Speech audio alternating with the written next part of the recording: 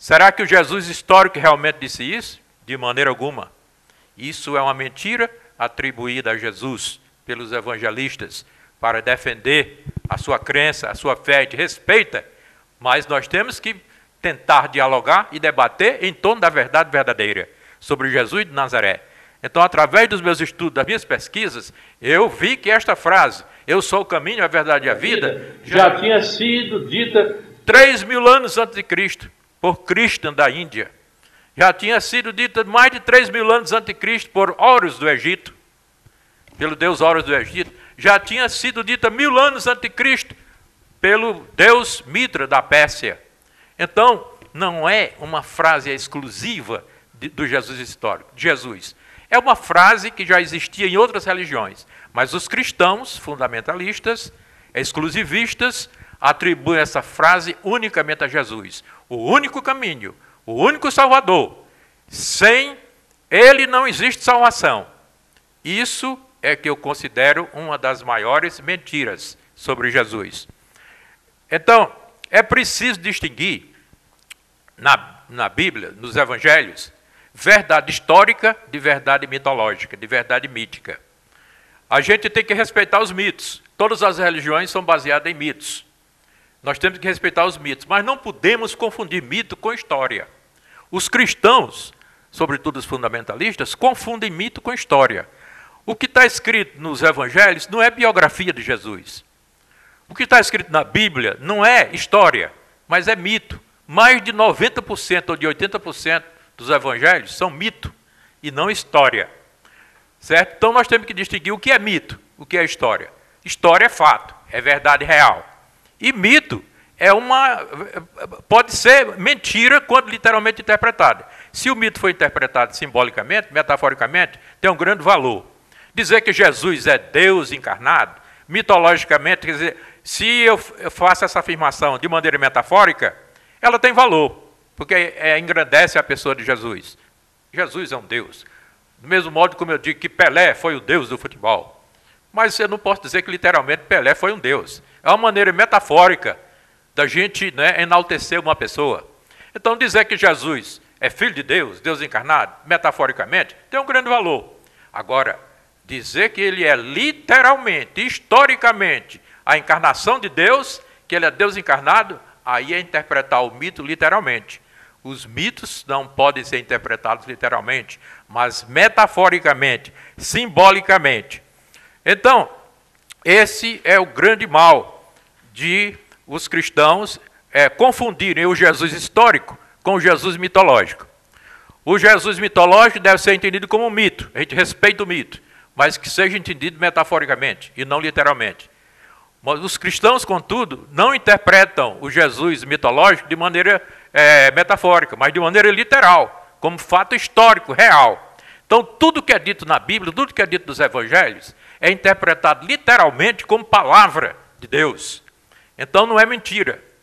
Para os cristãos dogmáticos, nada é mentira dos Evangelhos, tudo é verdade histórica. Mas para os espíritas, eu já disse para vocês, sou simpatizante do espiritismo, siga a doutrina espírita. Segundo o espiritismo, Jesus foi um personagem puramente humano, histórico e não mitológico. Jesus, o Jesus dos espíritas, não é Deus. Não nasceu de um parto virginal, não fundou uma religião, não fundou uma igreja, não morreu na cruz para nos salvar. O Jesus dos espíritas é um espírito iluminado, um espírito evoluído, que veio a este planeta com a missão de nos ensinar a verdadeira religião, que é a prática da caridade, o amor, única forma de religiosidade capaz de unir a todos. Enquanto que o Jesus mitológico, chamado de Cristo da fé, não é? Eu já falei bastante, mas os meus livros, todos 5 livros ecumênicos que eu escrevi até agora, eles, né, em quase cada página, eles fazem essa distinção fundamental entre as duas maneiras antagônicas de ver Jesus. A gente respeita a maneira mítica de ver Jesus, mas eu não posso concordar com muitos outros autores de que o Jesus mitológico é um ser histórico, real, verdadeiro. É um mito. Está respondida. Terceira pergunta. Por que o título deste livro é Mentira sobre Jesus e não Verdade sobre Jesus? Essa pergunta, Karina, já me foi feita por um amigo ao entregar-lhe o convite para o lançamento de meu livro. Ele disse: Pinheiro, por que é que você não intitulou seu livro de Verdades sobre Jesus, em vez de Mentiras sobre Jesus? Aí eu disse para ele: amigo, eu intitulei o livro de Mentiras sobre Jesus e não de Verdades sobre Jesus, porque ao estudar as pesquisas atuais sobre o que é verdade e o que é mentira nos evangelhos, eu descobri, não é, através das pesquisas do chamado Seminário de Jesus, The Jesus Seminar, é uma instituição americana que há 26 anos vem se dedicando ao estudo do Jesus histórico.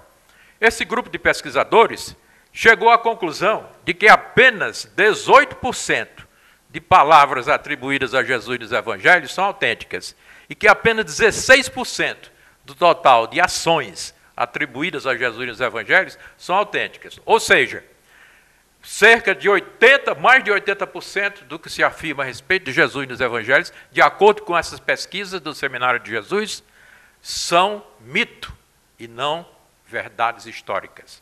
Para mim, mentiras, porque eu sigo também o sentido de mito como mentiras. Já Platão, 400 anos antes de Cristo, já dizia que mito é mentira, em oposição à verdade. Quarta pergunta.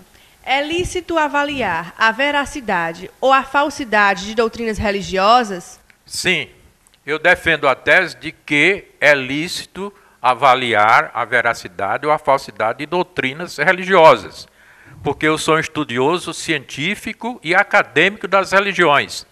E qualquer estudioso acadêmico ou científico das religiões tem a obrigação de estudar as religiões e saber se as suas crenças são verdadeiras ou falsas, mentirosas.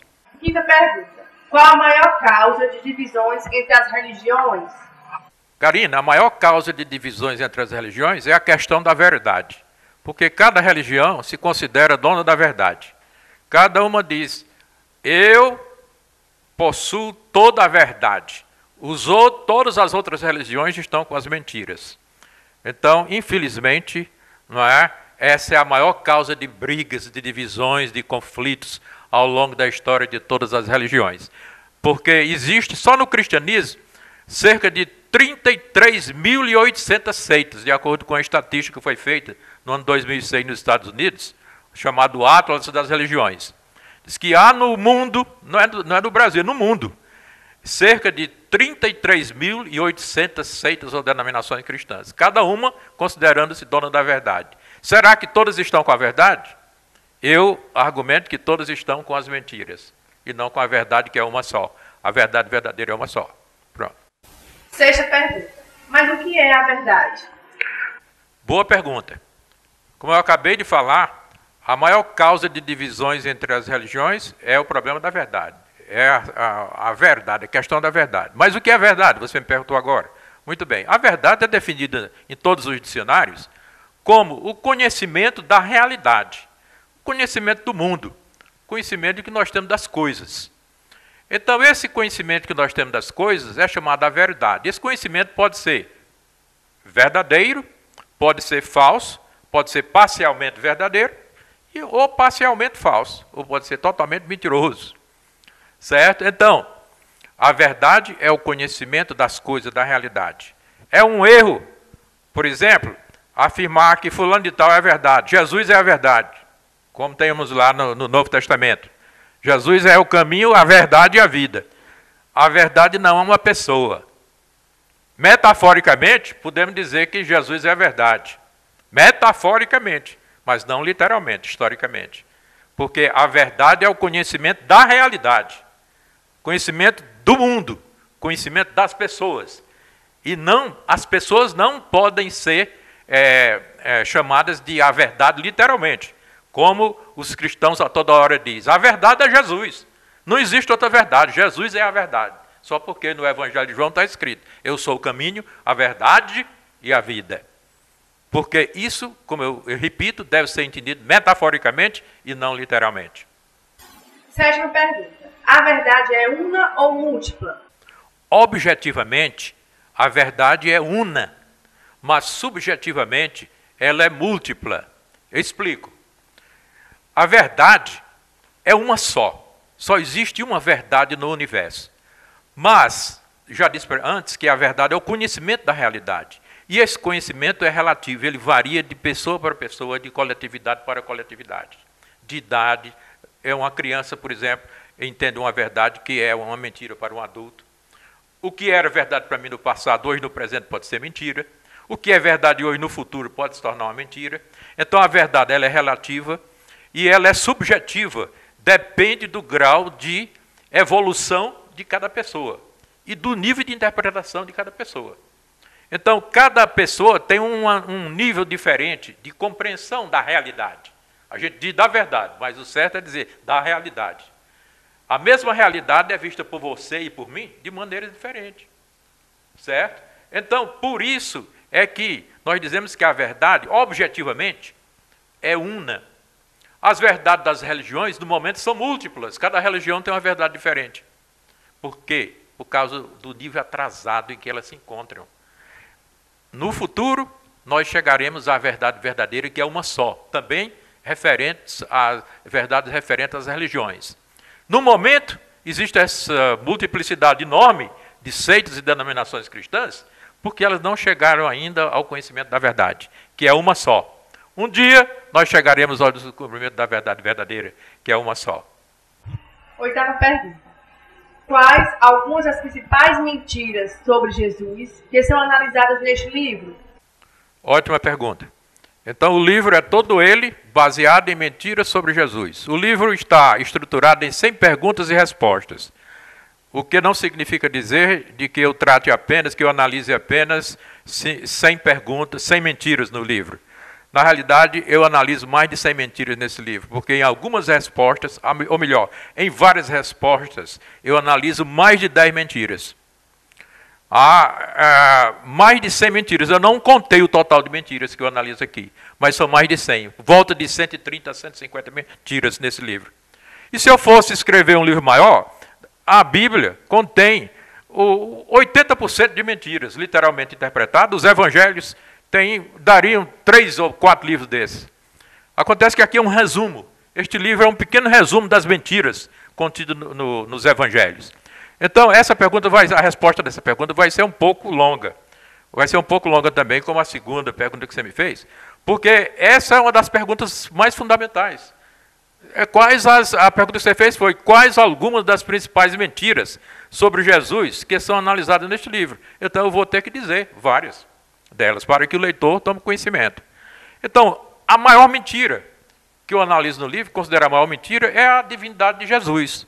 Ou seja, o Jesus mitológico é Deus, Filho de Deus, Deus encarnado, segunda pessoa da Trindade.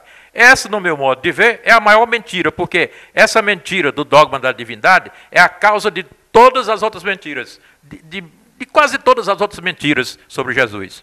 Essa é a mentira fundamental. Porque quem acredita na divindade de Jesus vai ter que acreditar também que ele nasceu miraculosamente, vai ter que acreditar também que a sua mãe é mãe de Deus, não é? Que Maria é mãe de Deus, vai ter que acreditar também que ele é o Redentor, o único Salvador da humanidade, vai ter que acreditar também que ele ressuscitou dos mortos, vai ter que acreditar que ele fundou uma religião e uma igreja, que instituiu os sacramentos, vai ter que entender todos os outros dogmas. Todos os dogmas do catolicismo, do cristianismo, são fundamentados no dogma fundamental da divindade de Jesus. Então, outro erro, outra mentira grande tratada nesse livro é o exclusivismo atribuído a Jesus. Jesus, como eu já disse, não foi um personagem exclusivista, mas um personagem pluralista que ensinou o amor, a caridade. Ora, quem prega o amor não pode ser exclusivista, porque quem exclui o próximo não o ama. Quem discrimina o próximo não ama. E os evangelhos estão cheios de frases discriminatórias